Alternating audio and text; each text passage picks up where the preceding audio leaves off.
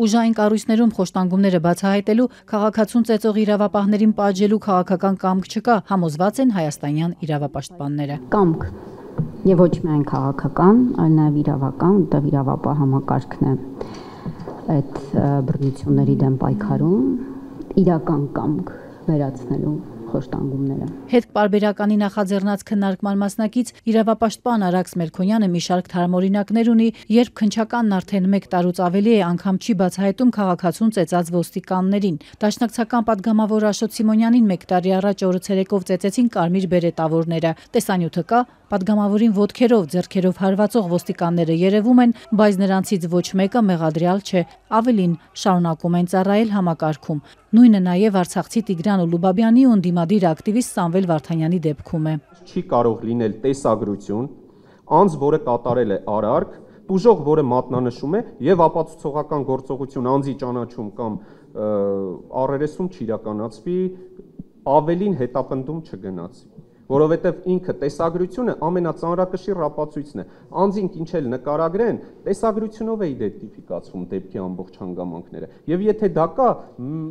դատախազությունը անձն որպես հետապնդող մարմին գնում է հետապնդման։ Գլխավոր դատախազության պետական իշխանության դեմ ուղղված հանցագործությունների գործերով վարչության դատախազ Սաշիկ Ավետիսյանը թեև պնդում է, որ խոշտանգումների տեսանյութերը կարևոր են հանցագործությունը բացահայտելու համար, բայց падգամավորի պարագայում այլ խնդիր կա։ Աշոտ Սիմոնյանը մինչ օրս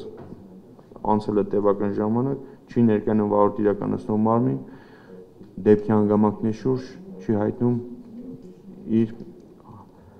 հանգամանքները, թե ինչ իրադարձություններ տեղի ունեցան, թեկուզ եւ արկա է դեպքի վերաբերյալ տեսանկարող սարքի տեսակցություն։ Падգամավորն ավելի վաղ Ազատությանն ասել էր, այսօր էլ վերահաստատեց, քանի դեռ մեղադրյալ չկա, հարցաքննության չի գնա։ Իրավապահներն էլ փաստորեն մեղադրյալ նշանակելուց առաջ Սիմոնյանի խոսքին են սպասում։ Падգամավորը մինչդեռ չի հավատում, որ այս իշխանության օրոք իր գործով արդարադատություն կլինի։ Տիգրան Ուլուբաբյանն ու Սամվել Վարդանյանն էլ հարցաքննվել են։ Ուր են մեղադրյալները, տարակուսում են իրավապաշտպանները։ Ինչ է սպասվում այն գործերին, երբ չկան տեսագրություններ, հարցնում է Արաքս Մելքոնյանը։ Ինչու պետք է քաղաքացու խոսքին չհավատան, փոխարենը ճշմարիտ համարեն ոստիկանինը։ Չկա տեսաձայնագրություն։ Պատկերացրեք, չկա, տարել են մարդուն, ծեծում են եւ չկա որևէ տեսաձայնագրություն։ Այսինքն մենք ուժողի ասածը բավարար չէ,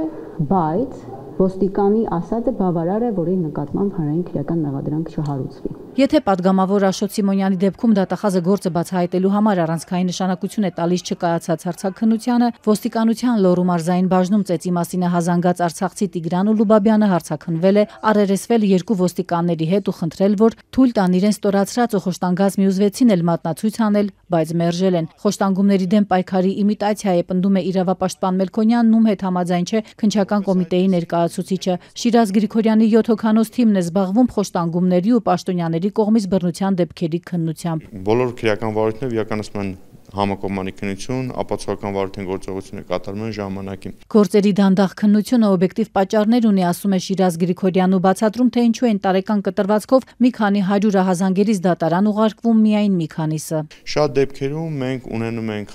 առերևույթ հանցանքի մասին հաղորդումներ, առերևույթ հանցանքից տուժած անձանց կողմից եւ շատ դեպքերում մենք չենք ունենում բավարար ապացույցներ քննիչին, որպեսզի պայմաններում քննիչը կարող է հանգել, որ մեծապես հավանական է հիշել հանցանքի կատարման համար անձի դատապարտումը։ Եվ քննիչը տևական ժամանակ փորձում է